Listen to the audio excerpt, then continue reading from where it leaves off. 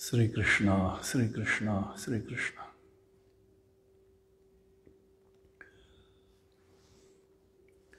गुरु महिमा अपार महिमा गुरु महिमा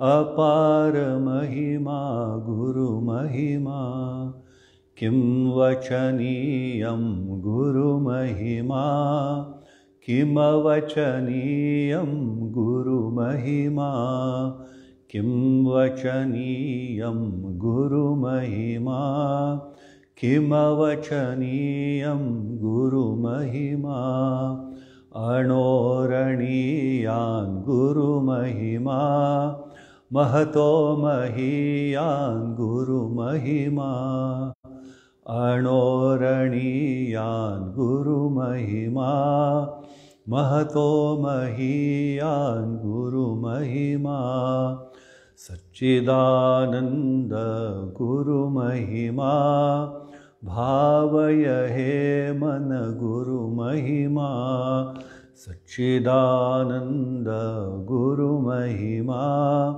भावय हे मन गुरु महिमा गुरु महिमा अपार महिमा गुरु महिमा किं वचनीयं गुरु महिमा किमवचनीयं गुरु महिमा किं वचनीयं गुरु महिमा किमवचनीयं गुरु महिमा अणोरणीयान् गुरु महिमा महतो महीयान् गुरु महिमा अणोरणीयान् गुरु महिमा सच्चिदानंद गुरु महिमा भावय हे मन गुरु महिमा सच्चिदानंद गुरु महिमा भावय हे मन गुरु महिमा भावय हे मन गुरु महिमा भावय हे मन गुरु महिमा। बोलिए श्री सद्गुरुनाथ महाराज की जय। ओम श्री गणेशाय नमः। ओम श्री सरस्वत्यै नमः। ओम श्री गुरुभ्यो नमः। ओम समस्तजनकल्याणे निरतं करुणामयं नमामि चिन्मयं देवं सद्गुरुं ब्रह्मविद्वरं सद्गुरुं ब्रह्मविद्वरम्। ओम श्री चिन्मय सद्गुरवे नमः। ओम श्री चिन्मय सद्गुरवे नमः। ओम श्री चिन्मय सद्गुरवे नमः।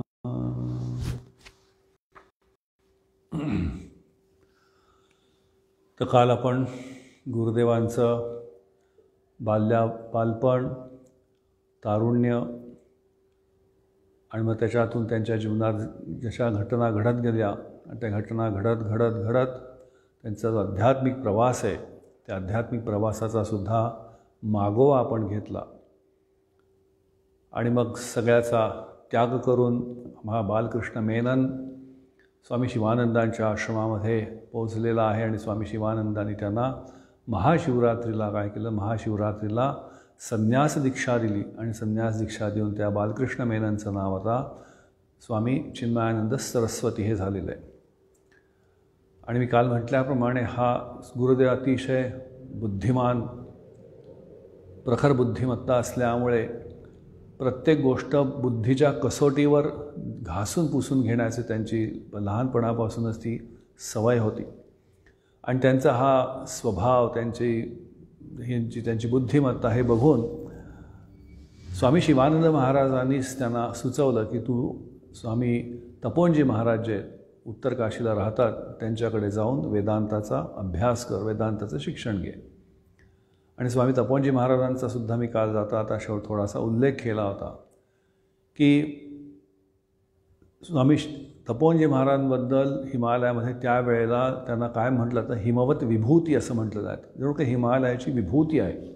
अशा प्रकारचं त्यांचं जीवन होतं. अतिशय विरक्त जीवन ते जगले होते आणि नित्य अद्वैत दृष्टीचे, त्या अद्वैत दृष्टीमध्येच ते सतत त्यांनी जीवन जगले होते.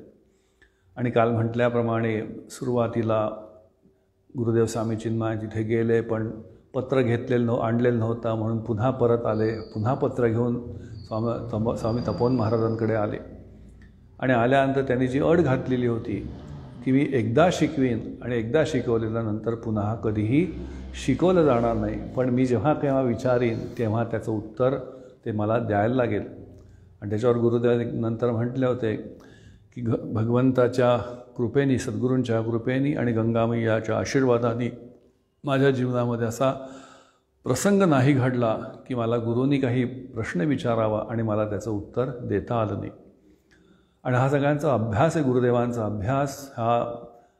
कारण की तपोवनजी महाराज सतत हिंडतच असं उत्तरकाशी, ऋषिकेश आणि गंगोत्री इथेच त्यांचा तेवढ्या पट्ट्यामध्ये त्यांचा सतत प्रवास चालू असायचा. आणि त्याच्यावर गुरुदेवसुद्धा राहत असत आणि या 3 ठिकाणी त्यांचा अभ्यास तिथे झालेला आहे. आणि गुरुदेवांना सगळी आश्रमाची सगळी कामच करायला लागली. सकाळी 3 वाजता त्यांचा दिवस सुरू होत असे आणि मग 3 वाजता दिवस सुरू झाल्यानंतर गुरूंना सकाळी उठल्याबरोबर चहा द्यायला पाहिजे, चहा देण्याची व्यवस्था ते करायचं, आंघोळीची व्यवस्था करायची, नंतर स्वतः जाऊन आंघोळ करून यायची. सकाळी 4, 4:15, 4:30 सकाळचा वेदांताचा पहिला क्लास असायचा.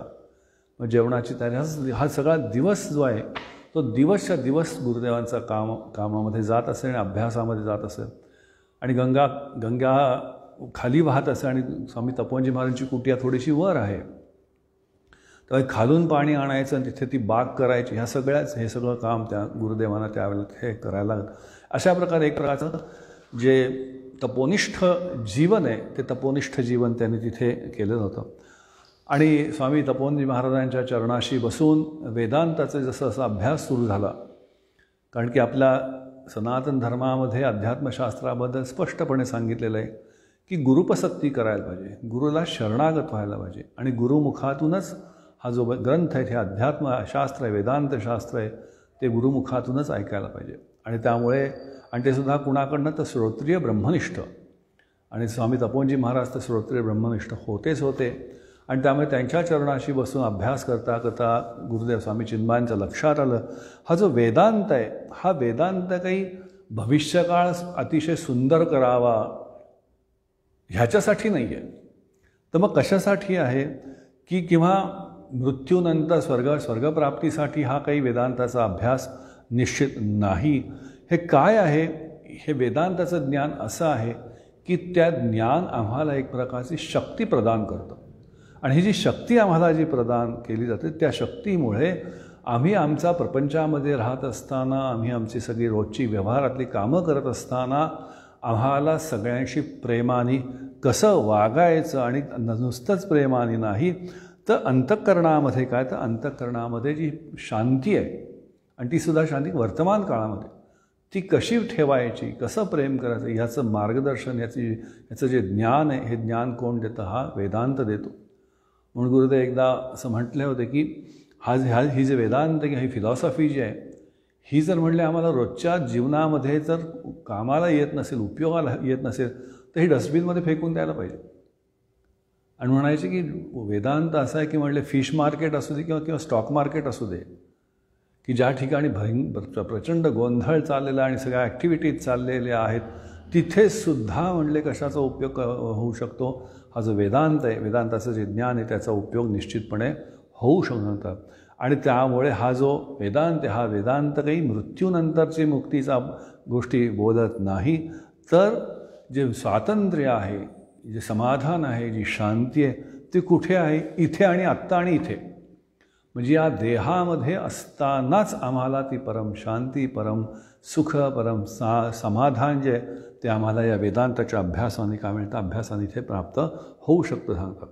आणि मग हे असं करत असताना, त्यांच्यामध्ये हा सगळा अभ्यास करत असताना भगवद्गीतेचा जेव्हा अभ्यास झाला, त्या भगवद्गीतेच्या अभ्यासामध्ये गुरुदेवांच्या लक्षात ही भगवद्गीता तर सांगितली कुठे गेली? ही तर कुरुक्षेत्रावर सांगितली. अर्जुनासारखा राजपुत्र आहे, त्या राजपुत्र ज्या युद्धाच्या पूर्ण तयारीनिशी आलेला आणि संपूर्ण दोन्ही बाजूचं सैन्य युद्धासाठी अत्यंत आतुर आहे. आणि अशा वेळेला अर्जुनाच्या अंतःकरणामध्ये प्रश्न पडलेला आहे, मी युद्ध करू की नको करू. आणि ते युद्ध शस्त्राचा, गांडीव धनुष्याचा त्याग पण केलेला आहे. इथपर्यंत त्याला त्याची स्थिती झालेली होती. म्हणजे त्याला गुरुदेव म्हणायचे, it is a Arjuna disease.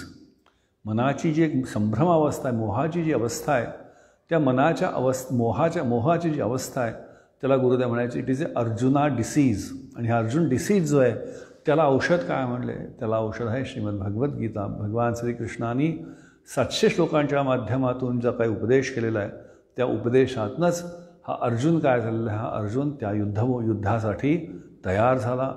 घनघोर युद्ध केलं. पण घनघोर युद्ध करत असतानासुद्धा जे ज्ञान त्याला प्राप्त झालं होतं त्या ज्ञानाच्या प्रकाशामध्ये त्यांनी काय केलं, ते युद्ध केलं.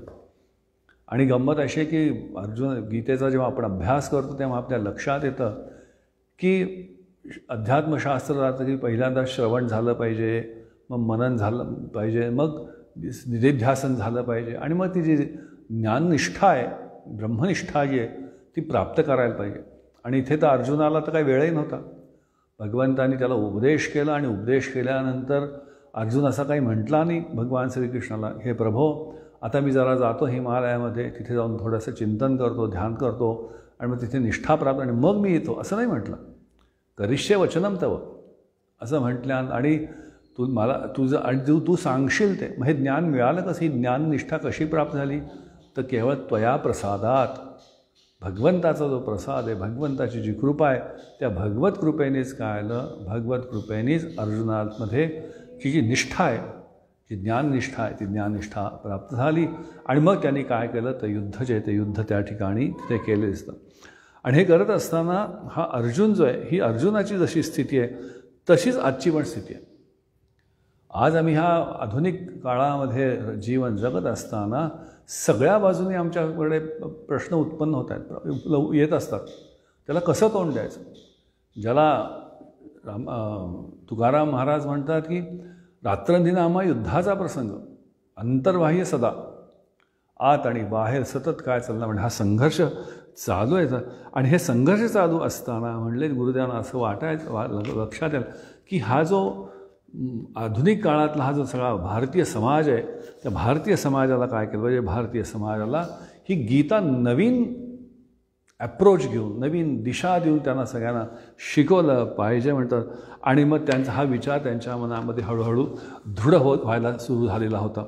आणि हा दृढ होत असताना मधून ते तपोवन महाराजांना हिंट द्यायचे की असं असं मी करायचं. पण त्या स्वामी तपोवनजी महाराजांना फार काही तो विचार जो आहे, तो विचार त्यांना फार काही आवडत नव्हता. कारण की त्यांना असं वाटायचं हे जे अध्यात्म आहे, हे अध्यात्म कशासाठी आहे, हे अध्यात्म ज्याला खरोखर अंतःकरणामध्ये मुमुक्षुता जागृत झालेली आहे, मुमुक्षुता ज्याच्या चित्तामध्ये जागृत झालेली आहे त्याच्यासाठी. म्हणून आपल्याकडे म्हटलं जातं की ज्याला तहान लागलेली आहे, त्या तहान लागली त्यांनी कुठे जायचं असतं, विहिरीकडे जायचं असतं. विहीर काही त्या माणसाकडे येत नाही, असं त्यांचंही तिथे मत होतं. आणि त्यामुळे ते परवानगी देत नव्हते. ते तिथे काही फार परवानगी देत नव्हते.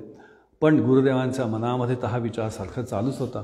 आणि एक दिवशी गुरुदेव गंगा किनारी बसलेले होते. आणि गंगा किनारी बसलेले असताना जणू काही गंगा मैयानीच त्यांच्या मनामध्ये तो संदेश प्रकट केला. आणि म्हणले, अरे पुत्रा, अरे माझ्याकडे बघ जरा. मी म्हणले हिमालयामध्ये उगम पावते, पण हिमालयामध्ये उगम पावते आणि म्हणले खाली वाहत गंगासागरला मिळेपर्यंत सगळा दक्षिणेचा जो सगळा प्रदेश आहे, त्या सगळ्या प्रदेशाला मी काय करत असते, सुजलाम सुफलाम करत असते. त्याप्रमाणे हे सुद्धा जे ज्ञान आहे, हे आत्मज्ञान आहे, ब्रह्मज्ञान आहे, हे हिमालयामध्येच प्रकट झालेलं आहे. ऋषीमुनींच्या हृदयामध्ये प्रकट झालेले जे ज्ञान आहे ते हे तू घेऊन कुठे जा म्हणले, समाजामध्ये जा. आणि समाजातलं जे समाज मन आहे त्या मनाची त्याची काय कर, त्याची जोपासणी कर, त्याला जणू काही खतपाणी दे. आणि त्याच्यामध्ये जणू त्या सनातन धर्माचे जे काही मूल्य आहेत त्याची काय कर, त्याची पुन्हा जणू काही तिथे स्थापना कर. असं म्हटल्यानंतर हा जो विचार आहे त्या विचाराने गुरुदेवांचं मन एकदम आनंदवून गेलं. ज्याला इंग्लिशमध्ये एक्स्टसी म्हणतात. ब्लिस ज्याला म्हणतात, त्याच्यामध्ये जणू काही ते आनंदून गेलं. आणि त्यांनी पुन्हा आपला हा जो विचार आहे तो विचार आता पुन्हा आपल्या गुरुदेव स्वामी तपोवनजी महाराज सांगितलं. आणि आता ती स्पष्टता होती, विचारामध्ये अतिशय स्पष्टता होती. काय प्लॅन आहे, कसं हे करायचं ह्याचंसुद्धा ती त्याच वेळेला त्यांच्या मनामध्ये निश्चितता झालेली होती. पण हे बघितल्यानंतर गुरूंनी सांगितलं की ठीक आहे म्हणले, तू असं कर म्हणले, एक वर्षभर काय कर म्हणले, संपूर्ण भारतामध्ये प्रवास करू नये. आणि प्रवास करत असताना म्हणले हातात पैसे नाही ठेवायचे. एखादा निस्संग साधू जसा असतो, सर्व परित्याग केलेला, सर्व संघ परित्याग केलेला साधूसारखं जीवन जगत म्हणले या संपूर्ण भारतामध्ये तू फिर म्हणले. आणि मग तिथे तुला लक्षात येईल, तुला जेव्हा तू तोंड देशील भूकेला, भूक त्रास देईल, लोक अपमान करतील, राहायला जागा मिळणार नाही, समाजाकडनं समाज धुतकारला, हे जेव्हा तू करशील ना म्हणले त्या, आणि त्याच्यात जर तू आपलं मन त्या स्वरूपामध्ये स्थिर ठेवू शकलास, त्या ज्ञानामध्ये जर स्थिर ठेवू शकला तर बघूया म्हणले. आणि त्याप्रमाणे गुरुदेव 1951 साली तिथून निघाले. आणि त्याच्या आधीच निघाले आणि काय केलं, त्यावेळेला निघाले, संपूर्ण भारतभर त्यांनी काय केलं, भ्रमण केलेलं आहे. आणि त्या भ्रमण कालामध्ये अनेक समस्या आल्या. कुठे खायला मिळालेलं आहे, कुठे नाही मिळालं, काही ठिकाणी स्वागत झालेलं आहे, काही ठिकाणी अपमान झालेला आहे. या सगळ्या अनुभवातून निघाले. आणि हे करत असताना त्यांच्या मनामध्ये आता तो दृढ निश्चय जो आहे, हे निश्चय दृढ होत गेला. आणि तो दृढ निश्चय होतो पूर्ण यात्रा करून जेव्हा स्वामी तपोवनजी महाराजकडे पुन्हा ते पोचले आणि आपली इच्छा सांगितली, त्यावेळेला तपोवन महाराजांनी त्यांना होकार दिला. आणि होकार देताना असं म्हटलं की तू जाऊन सुरू कर म्हणले. आणि जर तुझ्या पहिल्या प्रवचनाला जर 5 माणसं असतील तर म्हणले तू यशस्वी होशील.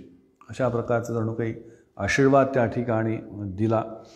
आणि आता हे करत असताना गुरुदेव स्वामी चिन्मयानंद यांच्या मनपटलावर काय आपल्याला कार्य करायचं आहे हे निश्चित झालेलं होतं. आणि निश्चित झालं त्यांचं हे लक्षात आलं होतं की मला ह्या भारतीय समाज जो आहे, हिंदू समाज जो आहे, त्या हिंदू समाजामध्ये जे सनातन सांस्कृतिक मूल्य आहेत, आध्यात्मिक मूल्य आहेत आणि आध्यात्मिक जीवन जगण्याची एक कला आहे आमच्या सनातन धर्मियांमध्ये, त्याचं काय करायचं आहे म्हणले, त्याचं पुन्हा मला पुनरुत्थान करायचं.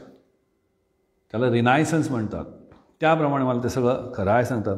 आणि कारण की हजारो वर्षाच्या परकीय आक्रमणाने आणि त्यांनी केलेला राज्यकारभारामुळे हा सगळा जो समाज आहे, तो समाज आपली जी संस्कृती आहे, आपलं जे वैभवशाली इतिहास आहे, त्याला जणू काही विसरून गेलेला होता किंवा विसरलेला होता. आणि जे काही हिस्ट्री होती त्याला तो ॲप्रिशिएट पण करत नव्हता. त्याला सांगण्याची सुद्धा लज्जा वाटत होती.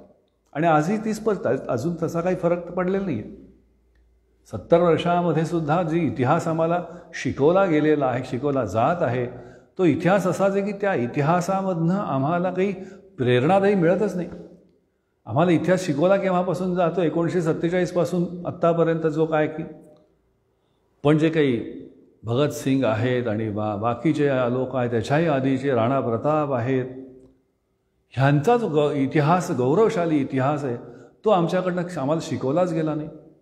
आमच्या इतिहासाच्या पुस्तकामध्ये शिवाजीचा उल्लेख लुटेरा म्हणून केला गेलेला असं आम्हाला शिकवण्यात आलं.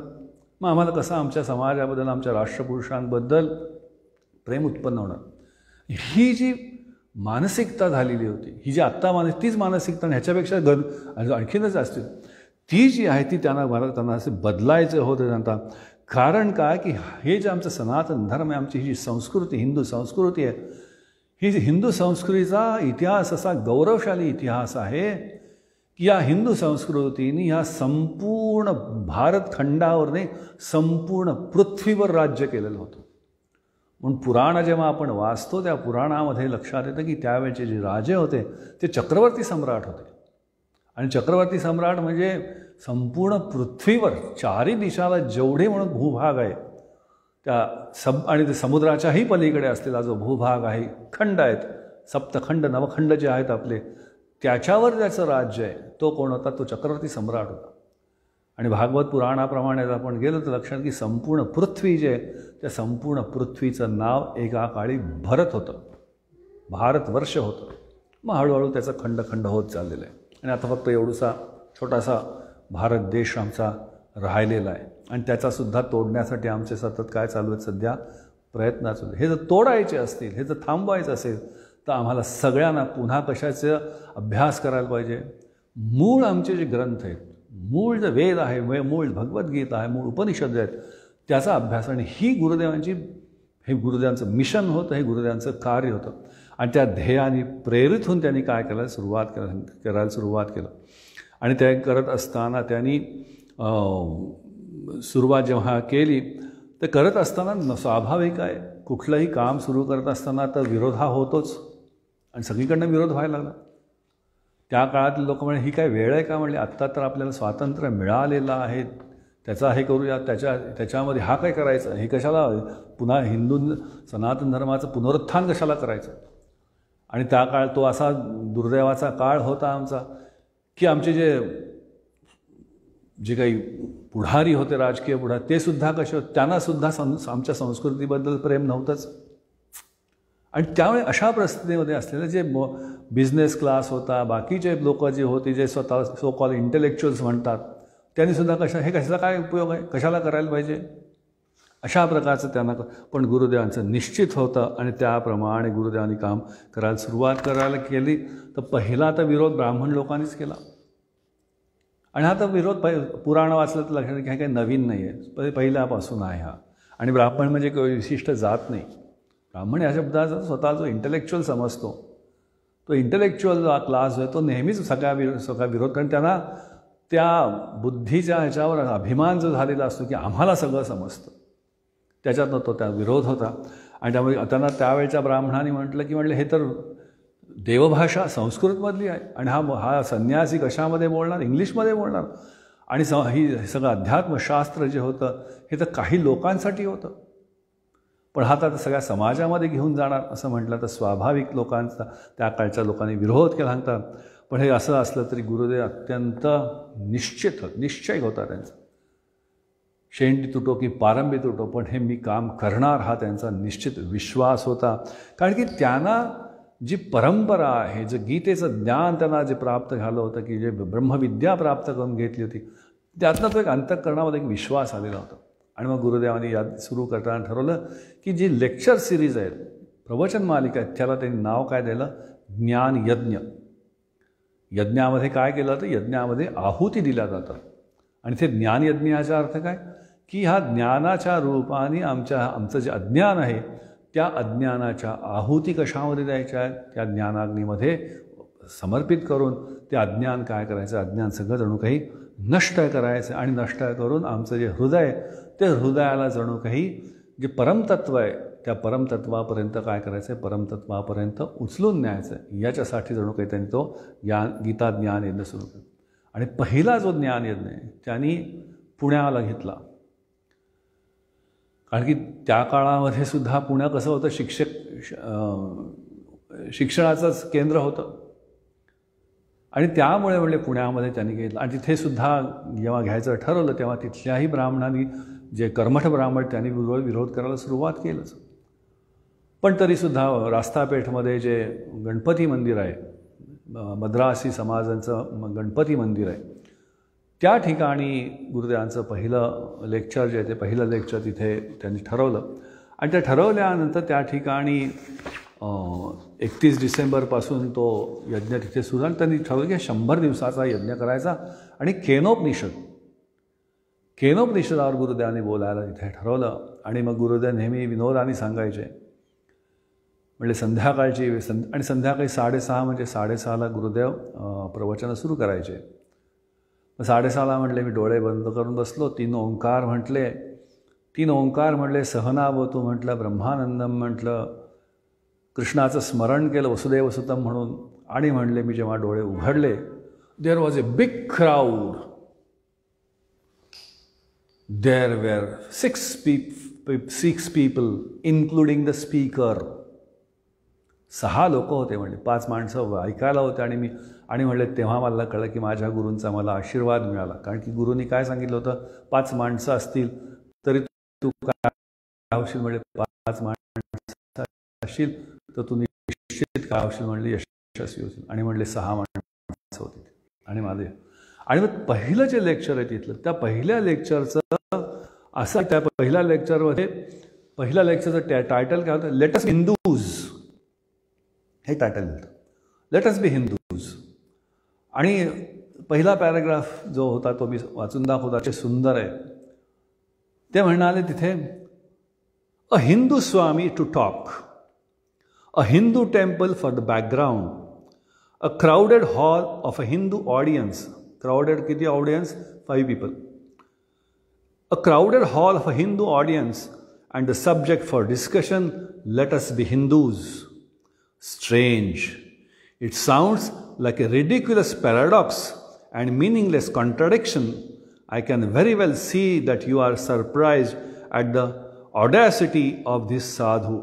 असं म्हणून त्यांनी ते सुरू केलं.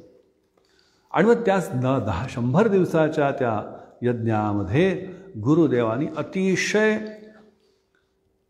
तर्कशुद्ध पद्धतीने आपला जो वेदांतशास्त्र आहे त्याची जी प्रॅक्टिकॅलिटी आहे, व्यावहारिकता आहे, ती अशा पद्धतीने समजून सांगायला सुरुवात केली. आणि त्यांचं इंग्लिशवर तर अतिशय प्रभुत्व होतच. आणि त्यामुळे दुसऱ्या दिवसापासून माउथ पब्लिसिटी सुरू झाली. असा एक साधू आलेला आहे, तो साधू तिथे गणपती मंदिरामध्ये इंग्लिशमध्ये बोलतो आहे आणि खूप चांगलं बोलतो. आणि साधू इंग्लिशमध्ये बोलतो, ते ऐकण्यासाठी लोक यायला लागले. आणि येता येता आता ते एका जोडत गेले. आणि त्या काळामध्ये एक ऑर्गनायझेशन नव्हती, पॅम्पलेट वाटायला काही नाही. आजकाल आतासारखं व्हॉट्सअपवर मेसेज टाकलेत आणि ग्रुप केलेत असं पण नव्हतं. त्यावेळेला गुरुदेव स्वतः रिक्षामध्ये हातामध्ये भोंगा घेऊन पुण्याच्या गल्ल्यामधनं, त्या रास्तापेढेच्या गल्ल्यामधनं फिरायचे, रिक्षामधनं, त्या सायकल रिक्षामधनं, आणि अनाऊन्समेंट करायचे की ऋषिकेशहून हिमालयातनं एक साधू आलेला आहे आणि तो इंग्लिशमध्ये वेदांतावर केनोपनिषदावर प्रवचन करणार आहे, तरी जरूर तुम्ही. आता हे मी मराठीत सांगितलं, त्यावेळी त्यांनी इंग्लिश किंवा हिंदीमध्ये बोलले असते. आणि लोक ऐकायचे आणि त्यांना आश्चर्य. आणि यायचे जेव्हा संध्याकाळी, तेव्हा संध्याकाळी आल्यानंतर बघायचे काय, अरे हाच तर होता रिक्षावर अनाऊन्स करणारा, तोच आला म्हणलं इथे. आणि अशा माउथ टू माउथ पब्लिसिटी होत होतो. तो जो गणपतीमध्ये छोटंसं गणपती, तो हॉल पुरेना, तो आता लोक रस्त्यावर बसायला लागले. आणि गणपती मंदिराच्या रस्त्याच्या ह्या बाजूला पण, ह्या बाजूला पण, आडव्या बाजूला पण भोंगे लावून आता गुरुदेवांचा सगळा यज्ञ जो आहे तो यज्ञ त्या ठिकाणी सगळा तिथे सुरू झाला. आणि मग ते करत असताना सनातन धर्माचं, हिंदू धर्माचं सांगत असतं एक महत्त्वाचा मुद्दा ते सांगायचे की केवळ वरवरच्या ज्या काही पूजा अर्चा कर्मकांडाचं त्याचं मागचा उद्देश काय. ते म्हणायचे की the method by which an individual can consciously purify and evolve by his self effort to regain the status of his true nature is the content of Hinduism. Hinduism काय आहे तर आपली जी चित्त आहे, आपलं जे अंतःकरण आहे, त्या आपल्या अंतःकरणाला शुद्ध स्वच्छ निर्मळ करायचं. आणि निर्मळ करून आपलं जे खरं स्वरूप आहे, जे चैतन्य स्वरूप आहे, जे ब्रह्मस्वरूप आहे, त्या ब्रह्मस्वरूपाला जाणण्यासाठी म्हणले आमच्या हिंदू धर्माचं, सनातन धर्माचे सगळ्या ज्या पद्धती आहेत, जीवन पद्धती आहेत, त्या सगळ्या जीवन पद्धती त्याच्यासाठी. आजकाल मॉडर्न मुलांशी बोलत असताना हिंदुइझमवर बोलायचं असेल तर ते अगदी एका वाक्यामध्ये धडाडकन आपल्या तोंडावर एक वाक्य फेकतात, Hinduism is a way of life असं म्हणतात. पण त्या Hinduism is a way of लाईफमधलं त्यातलं किती पाळतात तो गोष्ट वेगळी. नुसतं एक वाक्य कुठेतरी वाचलेलं आहे आजकालच्या मुलांनी आणि ते फक्त तोंडावर आपल्या फेकत असतात. पण what is the way of life, का असं म्हटलं आहे, त्याचा अभ्यास मात्र त्यांनी. पण गुरुदेवांनी मात्र काय त्यांच्या या ज्ञान यज्ञांच्या माध्यमातून अनेकांच्या लाखो लोकांच्या अंतःकरणामध्ये ही ज्ञानाची ज्योत काय केली, ज्ञानाची ज्योत प्रज्वलित केली. आणि प्रज्वलित करून खरोखर आमचा धर्म काय आहे, आमचे जे जुन्या संस्कृती आहे, त्या संस्कृतीमध्ये सांगितलेली जी जीवनमूल्य आहेत, त्या जीवनमूल्यानुसार जीवन जगण्याची काय केली, जीवन जगण्याची त्यांना निश्चितपणे केली, प्रेरणा दिली. आणि ते पुढे म्हणतात, religion becomes dead and ineffectual if the seekers are not ready to live its ideals. For the matter is there any philosophy, political, social or cultural which can take us to its promised land of success without our following its principles in our day-to-day living. धर्म जो आहे तो धर्म काय आहे, तर धर्म जर आम्ही जो जीवनामध्ये उतरवला नाही, पाळला नाही, तर म्हणले तो आम्हाला कधीही त्या धर्माने त्यांनी जे ध्येय सांगितले, जे आम्हाला आमच्यासमोर एक ध्येय ठेव, ते कधीच प्राप्त होणार नाही. म्हणून ते म्हणतात की राजकीय असू दे, सामाजिक असू दे, आर्थिक असू दे, त्याचं प्रत्येकाचं काहीतरी ध्येय आहे. पण नुसतं चर्चा करून ते मिळणार आहे का? त्यासाठी त्या पद्धतीचे त्या ध्येयाप्रती समर्पित होऊन त्याप्रमाणे वागणारे काय लागतात, वागणारे जेव्हा लोक असतात त्याच वेळेला तिथपर्यंत काय केलं जातं, तिथपर्यंत पोहोचला जातात. आणि पुढे म्हणतात की जे असं वागतात, they can claim the blessings of their knowledge only if they are ready to live what they know. In order to live as civilized men, they will have to renounce completely their ways of uncivilized thinking and acting.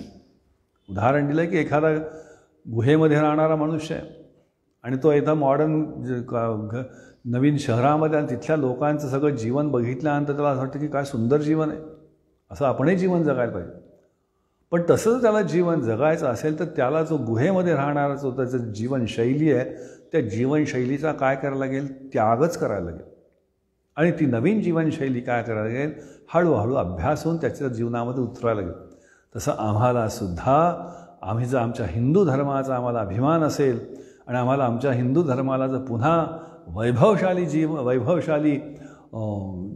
वैभव द्यायचं असेल, त्याला ईश्वराची तर कृपा लागणारच आहे, पण आपलाही प्रयत्न पाहिजेच आहे.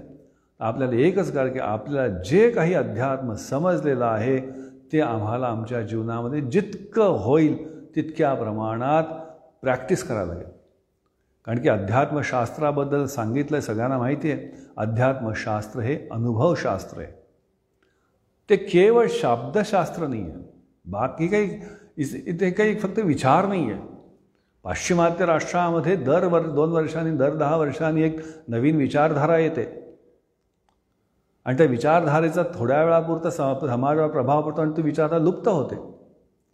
पण आमचा सनातन धर्माची, हिंदू धर्माची जी जो तत्त्व आहे, जी विचारधारा आहे, ती आजपर्यंत टिकली आहे का?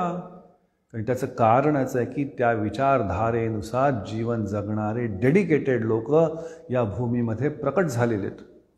आणि आम्ही ह्या हिंदू सनातन धर्माचे एक छोटेसे पाईक असल्यामुळे आमची ही जबाबदारी आहे.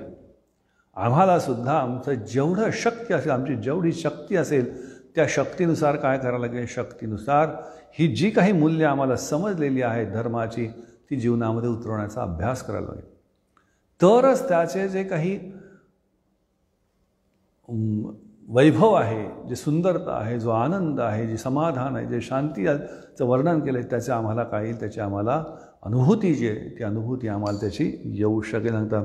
आणि म्हणून ते म्हणतात की जोपर्यंत आम्ही आमच्या ॲनिमलिस्टिक टेंडन्सीज म्हणजे पशुवृत्ती ज्या आहेत, या पशुवृत्ती आम्ही ज्या अनंत जन्मापासून घेऊन आलेलो आहेत, त्या पशुवृत्तींचा त्याग करून म्हणले ह्या ज्या नवीन वृत्ती आहेत, मानवी वृत्ती आणि दैवी वृत्ती ज्या आहेत, त्या दैवी वृत्तीला जोपर्यंत धारण करणार नाही तोपर्यंत आम्हाला जीवनामध्ये न स्वतःच्या जीवनामध्ये आम्हाला फरक पडलेला दिसेल, न बाह्य जगतामध्ये फरक पडलेला दिसेल. आणि म्हणतात पुढे म्हणतात, let us know what Hinduism is, let us take an honest oath for ourselves, not only for our own sake, but for the sake of the entire world, that we shall, once we are convinced of the validity of the eternal truth, try honestly to live as consistently as possible as the values advocated by the ancient and sacred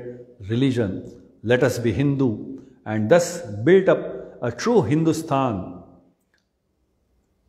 peopled with thousands of Shankaracharyas, hundreds of Buddhas and dozens of Vivekanandas.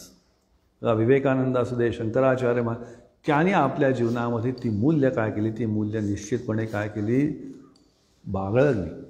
आणि अशा प्रकारचा हा पुण्याचा यज्ञ यशस्वी झाला. आणि यज्ञाच्या शेवटी गुरुदेवांनी पूर्णपणे होम हवन वगैरे केलं आणि सगळ्यांना त्याच्यामध्ये प्रवेश दिला होता.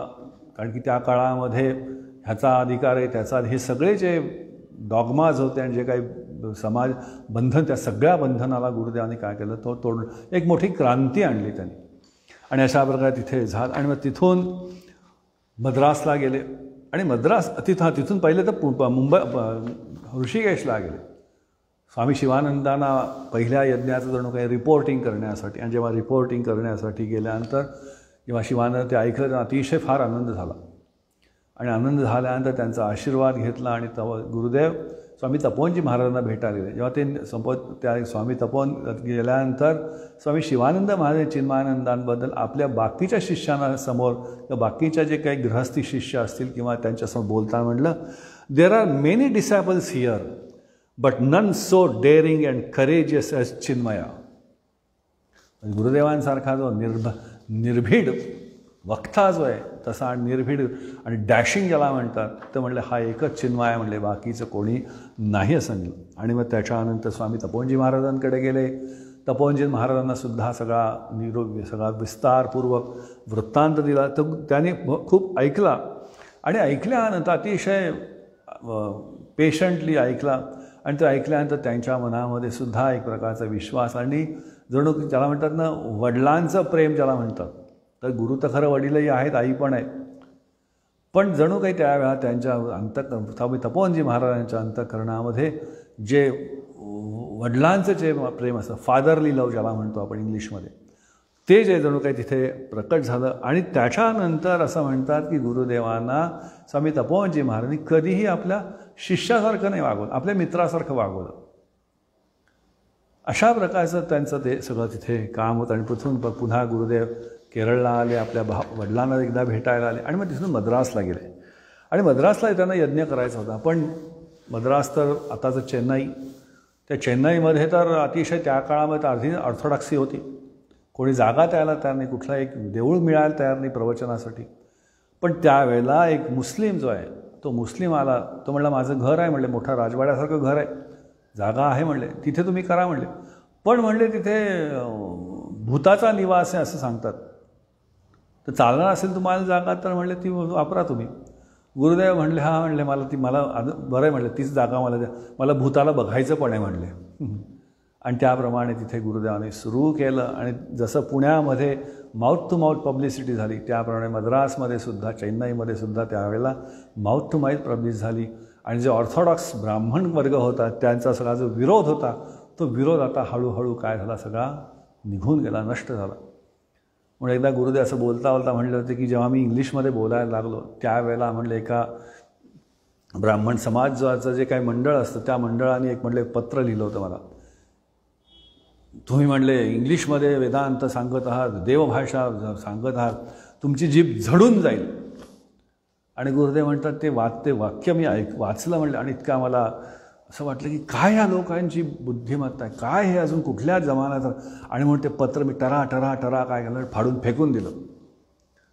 आणि म्हणले आता म्हणले मला वाईट वाटतं, उगीच मी ते फाडून टाकलं म्हणले, पत्र ठेवायला पाहिजे होतं म्हणले. का तर ह्याच ब्राह्मणांना दाखवलं असतं, तुम्ही म्हटला होतात ना की माझी जीभ झडून जाईल, पण म्हणले अजून आहे, उत्तम आहे आणि अजूनही बोलतीच आहे म्हणे, असं गुरुदेव म्हणे. आणि प्रत्येक प्रसंग असू दे त्यांची जी विनोदबुद्धी होती ना आणि हजर जबाबी होता त्याला तोड नव्हती, ह्याच्यात काही प्रश्नच नाही. आणि त्याप्रमाणे मद्रासमध्ये तिथं यज्ञ सुरू झाला. आणि मग त्याच्यानंतर पुण्याचा यज्ञ झाला, मुंबईचा यज्ञ. आणि मग त्याचं वाढता मोठमोठ्या शहरामध्ये. आणि 1956 साली दिल्लीला झाला. आणि दिल्लीला त्या यज्ञाला डॉक्टर राजेंद्र प्रसाद जे भारताचे राष्ट्रपती होते त्यावेळेला, ते राष्ट्रपती त्यावेळेला तिथे त्या यज्ञाच्या उद्घाटनाला आले होते. आणि गुरुदेवांच्या त्या ह्याच्यामध्ये गुरुदेवांचं जे वक्तव्य त्यांनी अतिशय, ते राजेंद्र प्रसादसुद्धा अतिशय प्रभावित झाले होतात. आणि सगळीकडे एकच होतं काय, I want to convert Hindus to Hinduism. हाच त्यांच्या जीवनाचं जणू काही एक ध्येयवाक्य होतं की मला हिंदूंना काय करायचं, हिंदूंना हिंदू करायचं. आणि आता सगळ्या छोट्या आणि मग त्यांना कोणी सुचवलं की एवढे मोठे यज्ञ करायचे, तुम्ही छोटे यज्ञ करा, म्हणजे तुम्ही जास्तीत जास्त लोकांपर्यंत पोहोचा. आणि त्याप्रमाणे छोटे 10 दिवसाचे 7 दिवसाचे गुरुदेवांचे यज्ञ सुरू झाले. 1953 साली ऑगस्टमध्ये काही स्वामींचा यज्ञ होऊन गेला की तिथे एक छोटा ग्रुप बनवून त्या गुरुदेवांचं जे टेक्स्ट आहे त्याच्यावर चर्चा करायची. आणि अशा प्रकारे त्या सगळे मित्र आले. त्यामुळे गुरुदेव हे जर काम वाढवायचं असेल तर एक ऑर्गनायझेशन पाहिजे. संस्थेशिवाय काम होऊ शकत नाही. आणि हा तर विचार विवेकानंदांनी पण सांगितलेला आहे की आताच्या नवीन युगामध्ये संस्था जोपर्यंत आपण करणार नाहीत तोपर्यंत काम वाढणार नाही. कारण की आमचा हिंदू समाज जो आहे त्या हिंदू समाजामध्ये जर सगळा पुराण इतिहास बघितला तर आमचं रिलिजन कधीही ऑर्गनाइज्ड नव्हतं. हिंदू रिलिजन कधीही ऑर्गनाइज्ड नव्हतं. बाकीचे सगळे ऑर्गनाइज्ड आहेत. खरं तर ते संप्रदायच आहेत. खरं तर म्हणा ते संप्रदाय आहेत. कारण की ते धर्मच नाही आहेत. धर्म फक्त हिंदू धर्मच आहे. बाकी सगळे संप्रदाय आहेत. कारण रिलिजन ह्या शब्दाचा अर्थ संप्रदाय खरं तर त्याप्रमाणे ठरलं. आणि मग नाव द्यायचा वेळ आली तर म्हणले चिन्मय नाव द्या. तर म्हणले माझं नाव नाही द्यायचं. मग त्यावेळेला तिथे जे भक्त होते म्हणले पण स्वामीजी आम्ही तुमचं नाव थोडीच होते. चिन्मय या शब्दाचा अर्थ ज्ञान आहे. मिशनमध्ये ज्ञानाचा प्रसार. आणि मग गुरुदेवांनी ते मान्य केलं आणि चिन्मय मिशनची ऑगस्ट 1953 काय त्या ठिकाणी तिथे स्थापना झाली. आणि मग स्थापना झाली असताना एका पत्रामध्ये त्यांनी लिहिलं होतं जरीही आपण केलेलं असलं तरी म्हणजे don't forget that the mission is a family. विसरू नका म्हणजे ही जर संस्था असली तरी हे काय म्हणले हे कुटुंब आहे. Act as a missionaries. जसे मिशनरी वागतात तसं वागा म्हणले. Keeping the great goal as your pole star. आणि समजा आपल्या जीवनाचं ध्येय काय आहे ध्रुवतारा जसा आहे त्यामुळे जसं अटळ आहे तसा म्हणले आपल्याला सगळ्यांची सेवा करता करताच म्हणले आपलंसुद्धा काय करून घ्यायचं आहे समाजाचाही उद्धार करायचा आहे आणि आपलाही आध्यात्मिक उद्धार जो आहे तो आपला हे आपलं काय पाहिजे म्हटलं ध्येय पाहिजे सगळं.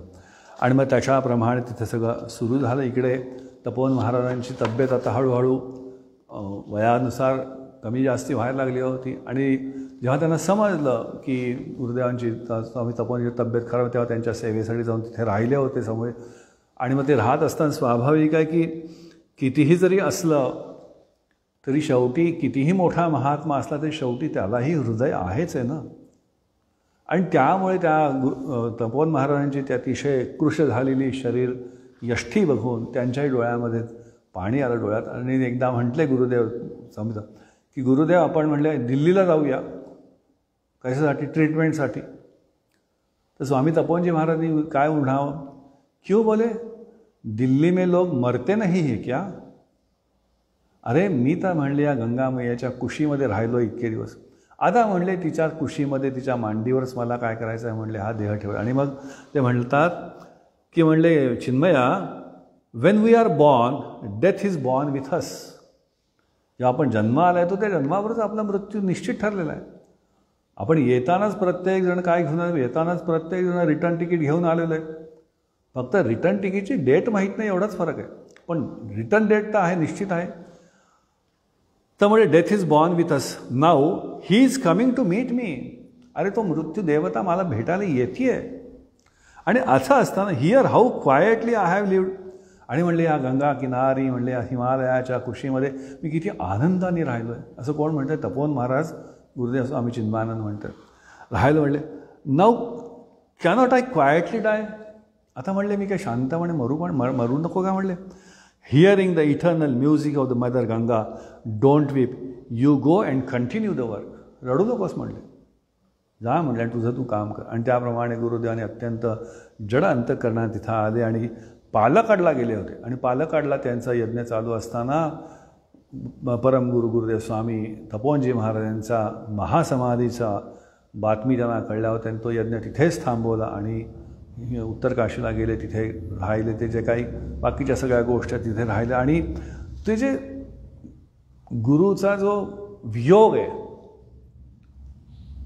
तो वियोग त्यांनाही सहन होणं अवघडच होतं. मी आत्ताच म्हटल्याप्रमाणे शेवटी मानवी देहामध्ये राहत असताना तो अवतार जरी असला तरी शेवटी ते मानवी भाव जे आहेत ते तर कुठेतरी जात नाहीत ते. आणि अध्यात्म असं थोडीच शिकवतं की अध्यात्मिक ज्या मानवी भाव आहेत सात्विक त्याचा त्याग करायला थोडी शिकवतं. आणि त्यामुळे गुरुदेवांनी आपल्या मनाला शांत करण्यासाठी मग तिथेच काही दिवस ऋषिकेशला काही दिवस तिथे राहिले. आणि राहून काय केलं आपलं थोडी साधना केली असेल का एकांतवास केला. आणि मग तिथून गुरुदेव तिथे निघाले. 1957 स्वामी तपोवनजी महाराजांची तिथे समाधी झाली. आणि आता काम वाढायला लागलं होतं. आणि मी आत्ता म्हटल्याप्रमाणे मग स्टडी ग्रुप सुरू झाले. आता चिन्मय मिशनचं कार्य काय काय होतं. स्टडी ग्रुप सुरू झालं की ज्याच्या ठिकाणी 8-10 लोक एकत्र येतात. एखादं पुस्तक असतं, गुरुदेवांनी अनेक पुस्तकं लिहिली आहेत, त्या पुस्तकावर तिथे चर्चा केली जाते आणि त्या चर्चेतनं तो विषय समजून घेतला जातो. स्त्रियांसाठी वेगळा स्टडी ग्रुप, त्यासाठी देवी ग्रुप हे त्याचं नाव देण्यात आलं होतं. त्याच्यानंतर लहानपणापासूनच हे संस्कार झाले पाहिजेत. कारण की आपल्याकडे पूर्वीच्या काळी आजी आजोबा जेव्हा एकत्र कुटुंब पद्धती होती, त्या एकत्र कुटुंब पद्धतीमध्ये संध्याकाळ झाली की देवाजवळ दिवा लावला जायचा, पर्वच्या म्हटल्या जायच्या, शुभंकरोती म्हटलं जायचं, विष्णू सहस्त्रनाम, बाकी रामरक्षा म्हटलं जायचं. आणि त्यामुळे लहान मुलांवर सुद्धा आपोआप संस्कार होतच होते. वेगळे संस्कार देण्याची गरज नव्हती. पण जसं जसं एकत्र कुटुंब पद्धती आपण मोडीत काढायला सुरुवात केली, त्याची अनेक कारणं पण आहेत, त्या कारणामध्ये जायचं काही गरज नाही आहे. मग तसंच लक्षात की ह्या मुलांवर संस्काराची गरज आहे. आणि म्हणून बालविहार जे त्या बालविहार सुरू करण्याला की जिथे लहान मुलांना जे आपले सगळे संस्कार आहेत आध्यात्मिक, जे आपण घरी संध्याकाळच्या वेळेला आजी आजोबा आपल्याला देत असत, ते तिथे दिले जातात. मग मुलांना शाळेमध्ये सुद्धा रेग्युलर शिक्षणाबरोबर हे आध्यात्मिक शिक्षणसुद्धा त्यात दिलं गेलं पाहिजे. आणि म्हणून चिन्मय विद्यालय, त्या चिन्मय विद्यालयांची स्थापना सुरू झाली. आणि आजच्या घडीला 1921 मध्ये चिन्मय मिशनच्या जवळजवळ 108 शाळा आहेत.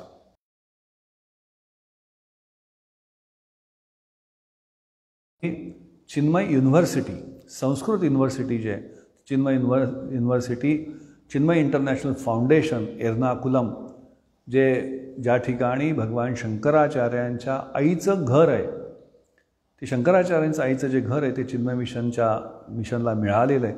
त्या वास्तूमध्ये चिन्मय इंटरनॅशनल फाउंडेशन, हे गुरुदेवांचं स्वप्न होतं की संपूर्ण जगतामध्ये जे अतिशय विद्वान लोक आहेत आणि ह्याचा तर त्या ठिकाणी सगळ्यांनी यावं आणि त्या ठिकाणी आपला जो ग्रंथ आहेत, संस्कृत ग्रंथ आहेत, त्याचा पुन्हा अभ्यास करावा, संशोधन करावं, याच्यासाठी म्हणून चिन्मय इंटरनॅशनल फाउंडेशनची तिथे स्थापना, तिथेच चिन्मय विद्यापीठाची आता सुरुवात झालेली आहे. त्याप्रमाणे कॉलेजेस आहेत, विद्यापीठ आहेत. आणि मग जे आपले भारतीय NRIs आहेत, जे तिकडे भारत देश सोडून बाहेरच्या देशामध्ये तिथे गेल्यानंतर तिथली संस्कृती आणि आपल्या संस्कृतीचा जेव्हा ते विचार करता वाटतं की आपल्या मुलांना ह्या संस्कृतीपासून आपली मुलं तुटली नाही पाहिजे. म्हणून अशा मुलांसाठी म्हणून चिन्मय इंटरनॅशनल रेसिडेन्शियल स्कूल जे आहे ते कोईम्बतूरला सुरू करण्यात, त्या ठिकाणी ते हे आहे. त्याच्यानंतर तरुण वय असं असतं की तरुण वयामध्ये जर योग्य असं मार्गदर्शन नाही मिळालं तर काय होतं, मग तो तरुण भरकटतो आणि एकदा तो त्या तरुण वयात भरकटला की सगळं त्याचं जीवन उद्ध्वस्त होतं. आणि म्हणून मुलांसाठी, तरुण मुलांसाठी म्हणून गुरुदेवांनी युवा केंद्र सुरू केलं. आणि युवा केंद्राबद्दल, तरुणांबद्दल गुरुदेव म्हणायचे, youth are not useless, youth are not useless, they are used less. Youth are not careless but youth are cared less असं म्हणायचं. आणि मग त्यांच्यासाठी म्हणून युवा केंद्र सुरू केलं. त्या ठिकाणी सिम्पोजियम्स घेतले जायचे, टॉक्स ठरले जायचे, कधी कधी आध्यात्मिक शिबिर घेतले जायचं. अशा प्रकारे त्यांच्यावर सुद्धा काम सुरू झालं होतं. आणि हे करत असताना सामाजिक उपक्रम सुरू झाले. 1965चं जे युद्ध झालं होतं त्या युद्धामध्ये गुरुदेवांनी विशेष दौरा करून चिन्मय मिशनच्या लोकांकडनं फंडिंग आणि बाकीच्या काही वस्तू असतात त्या सगळ्या जमा करून पंतप्रधान निधीमध्ये दिलेल्या होत्या. त्याच्यानंतरसुद्धा अनेक वेळेला चिन्मय मिशनच्या तर्फे ही कामं करणं म्हणजे सामाजिक सेवा पण तिथे चालू असते. आणि मग 1963 साली गुरुदेवांच्या लक्षात आलं की हे एकट्याचं काम नाही आहे. मी फक्त इंग्लिशमध्ये बोलतो, पण भारतामध्ये ते एवढ्या भाषा आहेत, त्यामुळे प्रत्येक भाषेमध्ये हे तत्त्वज्ञान सांगणारे मुलं तयार झाली पाहिजे. आणि म्हणून त्यांनी मुंबईला सांदीपनी साधनालय म्हणजे वेदांत युनिव्हर्सिटी, थोडक्यात वेदांत युनिव्हर्सिटी सुरू केली. आणि त्या वेदांत युनिव्हर्सिटीचं नाव काढलं सांदीपनी साधनालय. सांदीपनी कोण, तर भगवान श्रीकृष्णाचे गुरु. तर जणू काही या वेदांताच्या युनिव्हर्सिटी सांदीपनी साधनामध्ये शिकून तरुणांनी बाहेर पडावं आणि ह्या संपूर्ण आपला जो सनातन धर्म हिंदुइझम जो आहे त्याचा प्रचार आणि प्रसार करावा, या उद्देशाने त्यांनी ती युनिव्हर्सिटी सुरू केली. आणि त्या ठिकाणी आजही गुरुकुल पद्धतीने शिकवलं जातं. तिथे जे शिकणारी जी मुलं येतात शिकायला, तरुण मुलं जे येतात, वय वर्ष 19 ते 20 ते 32पर्यंत 28पर्यंतची जी मुलं येतात त्यांच्याकडनं काहीही एकही पैसा न घेता काय केलं, त्यांना सगळं शिक्षण दिलं जातं. आणि एवढं शिक्षण दिल्यानंतरसुद्धा अपेक्षा नाही करत गुरुदेव की त्यांनी मिशनसाठीच काम करावं. अशा प्रकारे आत्तापर्यंत 18 बॅचेस ज्या आहेत, 18 बॅचेसमधनं ब्रह्मचारी आणि बाहेर पडलेले आहेत. माझासुद्धा एक कोर्स 1989 ते 91चा कोर्स सांदीपनी मुंबई आश्रमामध्येच मी पण तो वेदांताचा कोर्स तिथे केलेला आहे. त्याच्यानंतर सांदीपनी हिमालयामध्ये सुद्धा एक आश्रमाची स्थापना केली तिथे, की जिथे हिंदीमधनं ब्रह्मचारी कोर्स चालतात. कारण की उत्तर हिंदुस्थान सगळा हिंदी बेल्ट आहे, तर तिथल्या लोकांसाठी हिंदी, आणि तिथे तुलसी रामायणाचा पण प्रचार प्रसार जास्त, त्याच्यासाठी म्हणून ते सांदीपनी हिमालय तिथे सुरू केली. आणि हे करत असताना गुरुदेवांनी संपूर्ण 1962ची वेळ की संपूर्ण 1962च्या सुमार जागतिक दौरा त्यांच्या डिव्होटीज आणि त्याप्रमाणे एक त्यांचा जागतिक दौरा करण्यात आला. आणि संपूर्ण अमेरिका आहे, मलेशिया आहे, थायलंड आहे, साऊथ आफ्रिका आहे, वेस्ट इंडिज आहे, या ठिकाणी गुरुदेवांची लेक्चर्स आणि प्रवचन त्या ठिकाणी झाली. आणि गुरुदेवांचं तर अतिशय बुद्धिमान होतेच, आणि त्या ठिकाणी असलेली जी संस्कृती आहे, त्या ठिकाणची असलेली विचारधारा आहे, त्याच्या अनुषंगाने आपलं हिंदुइझम याचा वेदांताचा अभ्यास याच्यानुसार त्या लोकांना हा आपला संदेश दिला. आणि त्याच्यामुळे त्यांना तिथेही चांगला रिस्पॉन्स. आणि मग त्याच्यानंतर ते रेग्युलर फीचर्स झालं. जवळजवळ दरवर्षी गुरुदेव बाहेर तिथे जात असतात. आणि हे सगळं होत असताना तब्येत जी आहे, शेवटी शरीर आहेच आहे. वयाच्या 54व्या वर्षीच त्यांना प्रथम हार्ट अटॅक आला होता बेंगलोरला, मद्रासला मला वाटतं आला होता. मग त्यांना बेंगलोरला हलवण्यात आलं होतं. आणि मग हळूहळू त्रास होत होता. पण कधीही ते म्हणायचे की डॉक्टर म्हणायचे की स्वामीजी आता तुम्ही तुमचे कार्यक्रम कमी करा, यू शुड टेक रेस्ट. तर गुरुदेव म्हणायचे I get more rest on the dais rather than on this bed. या बेडवर मला जेवढी विश्रांती मिळत नाही ना, तेवढी विश्रांती मला कुठे मिळते म्हणले, डायसवर बसून, व्यासपीठावर बसून मी ज्याला गीतेचा संदेश ऐकवतो त्यावेळेला मला जास्ती काय मिळते म्हणले, मला तिथे जास्ती विश्रांती मिळते. आणि असं करता करता त्यांना 1993 साली जे विवेकानंदाची धर्मपरिषद झाली होती त्याचा 100व्या वर्षाचं म्हणून 1993ला तिथे होतं. त्यासाठी त्यांना निमंत्रण आलेलं होतं. पण त्या ठिकाणी त्यांची तब्येत अतिशय बिघडली. आणि बिघडल्यामुळे काय आलं की त्यांना शेवटी त्यांचे हार्टचे सगळे ब्लॉकेज झाले असते, त्यांना बायपास करायला लागली तिथे 1993ला. पण तब्येत काही सुधारली नाही तिथे. आणि मग गुरुदेवांचं 1993 साली 3 ऑगस्ट 1993ला महासमाधी झाली. आणि आपला हिंदू समाज, आपल्या सनातन धर्मामध्ये जो स्वामीजी असतात, की संन्यासी असतात, संत महात्मा असतात, त्यांना आपण कधीही असं म्हणायचं नसतं की त्यांचा मृत्यू झाला. आम्ही हिंदू असूनसुद्धा आम्हाला हे माहीत नाही आहे की एखादा स्वामी, एखादा संन्यासी जेव्हा देह सोडतो तेव्हा त्यांचा मृत्यू झाला असं आपण अगदी सहज म्हणतो. पण तसं कधीही म्हणायचं नाही. त्यांची महासमाधी झाली. कारण की असे आमचा विश्वास आहे, आमची दृढ धारणा आहे, हे स्वामी जे असतात, हे स्वामीजी बाकीच्या वेळेला जीवन जगत असताना समाधी अवस्थेमध्येच ते कामं करत असतात. पण जेव्हा देह सुटतं तेव्हा आता काय त्यांची महासमाधी झाली. आणि त्यामुळे त्यांची 3 ऑगस्टला महासमाधी झाली. आणि मग तिथनं त्यांना तो देह आणण्यात आला, दिल्लीमध्ये ठेवण्यात आला. आणि मग 6 ऑगस्टला सिद्धपाडी जे आहे, ज्या ठिकाणी हिमालयाचा पायथ्याशी जो आश्रम होता त्या ठिकाणी गुरुदेवांची भूसमाधी त्या ठिकाणी तिथे त्यांना देण्यात आली होती. आणि ज्या दिवशी भूसमाधी दिली त्या ठिकाणी त्यांचा जो तिथे जो काय म्हणतात शिष्य आलेला होता किंवा एक डिव्होटी, तो तिथे असं म्हटला की म्हणले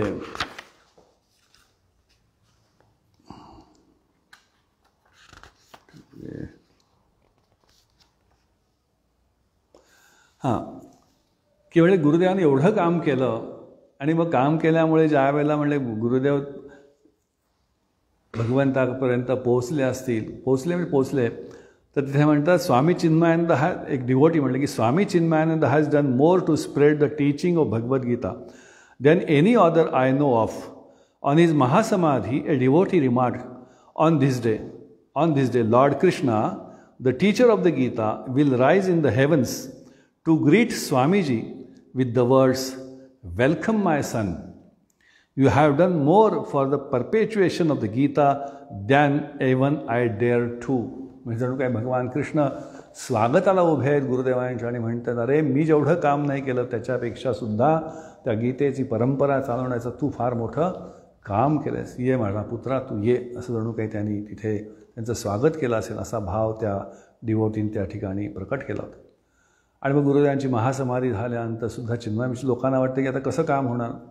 पण जे शास्त्रामध्ये सांगितलं आहे की संतांच्या नावामध्ये ताकद असते, नावाने जास्ती कामं होतात. आणि तोच अनुभव नंतर अनेक जणांना हा प्रश्न पडला तर कसं होणार मिशनची कामं.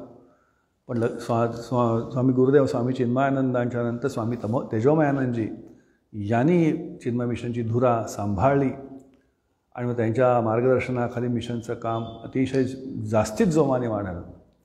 म्हणजे गुरुदेवांच्या केवळ नावावरच काय व्हायलं, नावावरच चिन्मय मिशनचं काम सर्वत्र वाढलं. आणि आज चिन्मय मिशनचे संपूर्ण जगतामध्ये एकूण जवळ 300 ते 350 आश्रम आहेत. ब्रह्मचारी आणि संन्यासी 300 लोक कामं करत आहेत. आणि असा एकही दिवस जगाच्या वाठीवर नाही आहे की ज्या ठिकाणी गीतेवर प्रवचन होत नाहीत. चिन्मय मिशनच्या कुठल्या ना कुठल्या स्वामीचकडनं आणि संन्यासाकडनं गीतेवर प्रवचन होत असतात, उपनिषदांवर प्रवचन होत असतात, भागवतावर होत असतात, रामायणावर होत असतात. आणि हे सगळे जे ब्रह्मचारी स्वामी आता लोकल लँग्वेजेस आहेत, मग हिंदी आहे, मराठी आहे, तेलुगू आहे, कन्नड आहे, बंगाली, ह्याच्यामध्ये त्या भाषेमध्ये ती लोक ते प्रवचन आणि त्यांचे जे ग्रंथ आहेत, मग जसं महाराष्ट्रामध्ये दासबोध आहे, ज्ञानेश्वरी आहे, एकनाथी भागवत आहे, याच्यावर सुद्धा अशा लोकांकडनं आता प्रवचन होत असतं. आणि हा जो सगळ्यांमध्ये हिंदुत्व जागरूक करणं, हिंदू जीवन पद्धती जी आहे ती हिंदू जीवन पद्धती सगळ्यांच्या जीवनामध्ये जागृती, त्यानुसार वागण्याचं, त्याप्रमाणे जीवन जगण्याची प्रेरणा जी आहे ती प्रेरणा चिन्मय मिशनच्या ह्या सगळ्या कार्यामधनं देण्याचा प्रयत्न जो आहे तो प्रयत्न गुरुदेवांच्या कृपेने, आशीर्वादाने, भगवान श्रीकृष्णाच्या आशीर्वादाने सगळेजण करत आहेत.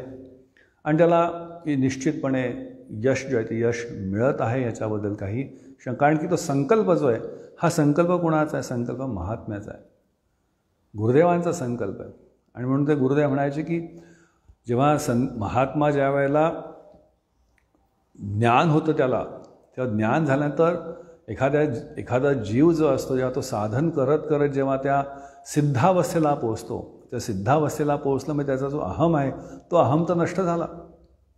आता अहम नष्ट झाल्यानंतर म्हणले त्या देहावर मालकी सांगणारा अहम नष्ट झाला, पण मग हा देह तर टिकून राहील. मग त्या देहामधनं कोण काम करतं, तर म्हणले देहामधनं आता साक्षात नारायण भगवान काम करतो.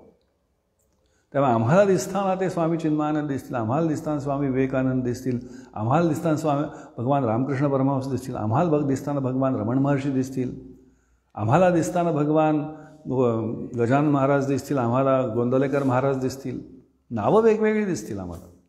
पण सगळ्यांमधनं काम करणारं तत्त्व काय, सगळ्यांमधनं काम करणारं तत्त्व एकच आहे. आणि सत्यसंकल्पाचा दाता नारायण आहे. आणि त्यामुळे त्या नारायणाच्या संकल्पातनं हे सगळं मिशनचं काम चालू आहे, त्याच्याच कृपेने चालू आहे. आणि असंच आम्हालाही त्याची सेवा करण्याची संधी आम्हाला गुरुदेवांनी दिली. याच्याबद्दल कितीही गुरुदेवांचे मी आभार मानले आणि कितीही केलं तर ते शब्दामध्ये वर्णन करणं अवघडच आहे. जसं मी कालच सुरुवात करताच म्हटलं होतं की सगळ्याचं वर्णन करणं सोपं आहे, पण गुरूंचं वर्णन करणं अतिशय अवघड आहे. त्याच विषयावरून मी आता थांबतो आहे. आणि मी जसं आत्ता म्हटलं की वेगवेगळ्या भाषेमध्ये प्रवचनं चालू असतात, तसं माझ्याकडनं सुद्धा गुरुदेवांच्या कृपेने सध्या एकनाथी भागवतावर प्रवचनं चालू आहेत. संध्याकाळी 5 ते 6 चिन्मय मिशन खोपोली यूट्यूबवर, तर ते त्याच्याद्वारे पण गुरुदेवांची सेवा चालू आहे. आणि मी आषाढी कार्तिकी वारी महामंडळ जे आहेत आणि त्यांचे जे पदाधिकारी आहेत आणि गोडबोले सर आहेत त्यांचा मी अतिशय आभारी आहे की त्यांनी मला गुरुदेवांवर बोलण्याची एक संधी दिली. आणि गुरुदेवांनी सुद्धा त्यांचं चरित्र जे आहे, जे छोटंसं चरित्र आहे, त्याचा आता आवाका इतका मोठा आहे. आणि त्यांच्या ह्याच्यामध्ये अनेक अशा घटना घडलेल्या आहेत, त्याच्या अनेकडोट्स इतके सुंदर सुंदर आहेत की ते ऐकतानाच एक प्रकारचा वेगळा आनंद मिळत असतो. ते तर अनेक्डोट सांगायला वेळ पण नाही मिळाला, पण जे काही 2 दिवसामध्ये सांगण्याची संधी मिळाली त्याच्याबद्दल पुनश्च एकदा सगळ्यांचे आभार. आणि जे काही ही जी शब्दांची जी अंजुली आहे, पुष्पांजली, ती गुरुदेवांच्या चरणावर समर्पित करून मी माझ्या वाणीला आता विराम देतो. ओम सर्वे भवन्तु सुखिनः, सर्वे सन्तु निरामया, सर्वे भद्राणि पश्यन्तु, मा कश्चित् दुःखभाग् भवेत्. ओम शांति शांति शांतिः. हरिः ओम. श्री गुरुभ्यो नमः. हरिः ओम.